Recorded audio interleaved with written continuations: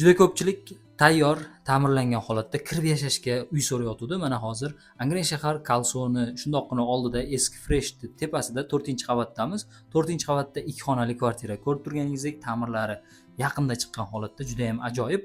Birinchi kirganimizda o'ng qo'limizda sanuzel qismimiz kutib oladi. Mana yuvinish xonasi. Ko'rib turishingiz mumkin, bu yoqda ham ta'mirlari ancha yaxshi holatda. Hojatxonasi bilan yuvinish xonasi bitta ekan. Aristonlar qo'yib qo'yilgan. Xo'p, undan keyin o'tadigan bo'lsak, zalimiz kutib oladi. Mana zalimizni ko'rishingiz mumkin, juda ham zo'r holatda turibdi. Devorlarimiz abo'ylari oppoqqina bo'lib turib, pardalari ko'rishingiz mumkin, chiroyli holatda va bu yoqda konditsionerlarimiz bor. Xalq tilida aytganda o'sha uгологimiz, yumshoq mebelimiz chiroyli holatda va bu mebelimiz nima deydi?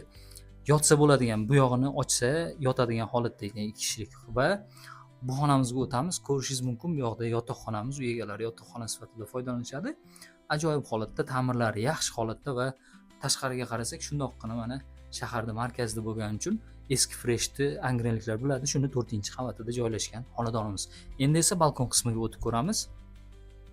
Ko'rishingiz mumkin, bu yoqda havo tozalagichlar ham qo'yib qo'yilgan ekan. Xo'p, mana oshxona qismimizga o'tib oldik. Oshxona qismimizda ham ko'rishingiz mumkin, xolodilniklar, bu yoqda o'sha muzlatkichlari, oshxona garniturlari va bu yoqda kriyosh mashinalari bor ekan.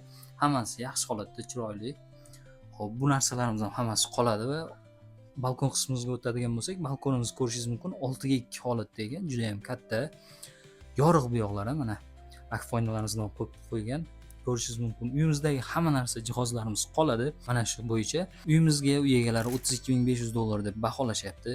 Opisaniyada uy egalarining raqamlarini qoldiramiz. To'liqroq ma'lumot olish uchun bemalol telefon qilib turib o'zlari bilan gaplashishlaringiz mumkin bo'ladi.